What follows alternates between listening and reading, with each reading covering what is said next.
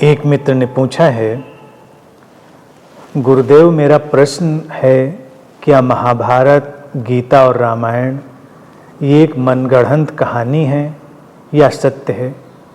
कृपा करके बताएं, आपका बहुत आभारी रहूँगा।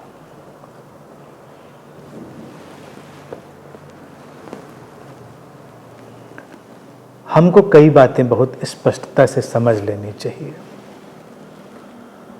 हमारे जीवन में, साहित्य में, आसपास जो खूबसूरत हो, अर्थपूर्ण हो, उसे ग्रहण करना चाहिए।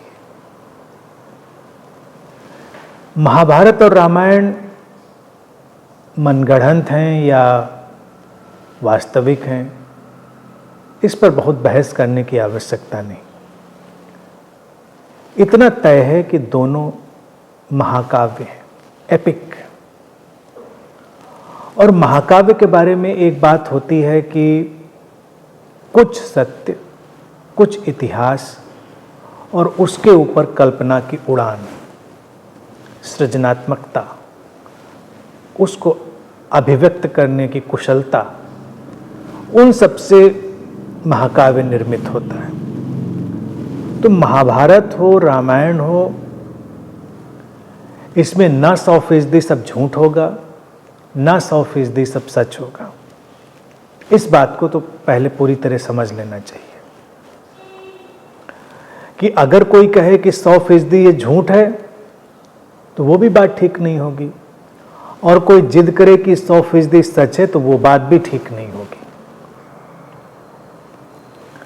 मुख्य चीज है जो इन ग्रंथों के माध्यम से हमारे लिए उपयोगी है, अर्थपूर्ण है, हम उसकी तरफ देखें और उसे ग्रहण करें। इन बातों से क्या फर्क पड़ता है कि सच है या मनगढ़ंत है, क्योंकि जो है वो अब तुम्हारे सामने नहीं है। तुम इस वर्तमान के क्षण में हो और तुम्हारी वास्तविकता इस वर्तमान के क्षण पर खड़ी है। अतीत में क्या बीता और क्या नहीं बीता, इस पर बहुत बातें करी जा सकती हैं।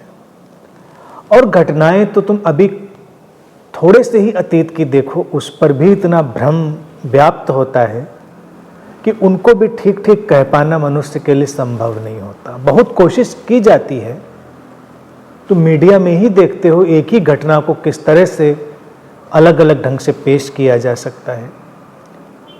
जो आज का इलेक्ट्रॉनिक मीडिया है, प्रिंट मीडिया है, उसकी तुम ये कारीगरी हमेशा देखते हो। एक ही बात को कितने रूपों और तरीकों से पेश कर दिया जाता है। इसी तरह से जब कोई बात इतने पहले हुई हो, हजारों साल पहले हुई हो, तो उसकी ऐतिहासिकता निश्चित रूप से संदिग्ध हो जाती है। लेकिन ऐसा भी नहीं होता कि उसमें कोई ऐतिहासिकता नहीं होती, कुछ होता है, बहुत कुछ जोड़ा जाता है। अब ये कथाएं जो हैं मानवीय मन के लिए बहुत उपयोगी रहीं। भारत में हमें इनको बहुत ही सम्मान से बचपन से ही ग्रहण करना सिखाया गया, और ये सम्मान उन लोगों के प्रति है जिन्होंने इन्हें रचा, जनमानस के लिए एक संदेश पैदा किया, जनमानस को प्रेरित करने का प्रयास किया। अगर हजारों साल से धीरे धीरे करके ये कथाएं आगे बढ़ीं और अपने एक अलग रूप में पहुंची, तो तुम उन लोगों की कुशलता देख सकते हो, प्रतिभा देख सकते हो, और उस प्रतिभा पर हैरान हो सकते हो कि इतने पहले भी कितने अच्छे से और सटीक ढंग से बातें कही गई। रहा सवाल गीता का, गीता जैसा कि वर्णन है कि युद्ध के मैदान पर कृष्ण ने कही, वेद व्यास ने उसे लिपिबद्ध किया। उन्होंने कही नहीं कही, युद्ध के मैदान पे कही, अकेले बैठकर कही, वेद व्यास ने उसको कैसे लिखा, क्यों लिखा, इन सब बातों पर अगर हम बहुत ना भी जाएं, तो इन सारी बातों पर गीता के प्रकट होने के ढंग पर, उसके लिपिबद्ध होने के ढंग पर बहस करी जा सकती है। लेकिन मेरा मत है कि बहस का कोई औचित्य नहीं है। हम गीता को सामने देखें और गीता को आधार बनाकर हम इस बात को कह सकते हैं कि जिसने भी इसे लिपिबद्ध किया, जिसके भी माध्यम से ये आई, वो निश्चित ही बहुत ही प्रखर प्रतिभा का, बुद्धि का, एनलाइटनमेंट का स्रोत होना चाहिए। कृष्ण के थ्रू आई तो हम उसको वैसे देखें। गीता ही प्रमाण बन जाती है कि उतना गहरा कोई व्यक्ति होगा।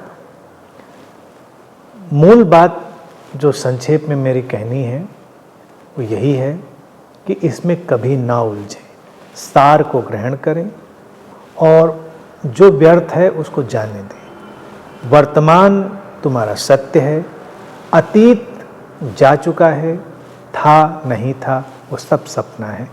उसको तुम ऐसे मानो या वैसे मानो, इससे तुम्हारे जीवन पर कोई फर्क नहीं पड़ता। फर्क पड़ेगा तुम्हारे इस वर्तमान से, फर्क पड़ेगा चाहे वो अभी का हो, पहले का हो, साहित्य हो, इतिहास हो, उससे तुम क्या सार ग्रहण करते हो, क्या अर्थ ग्रहण करते हो, उससे ही अंतर पड़ेगा।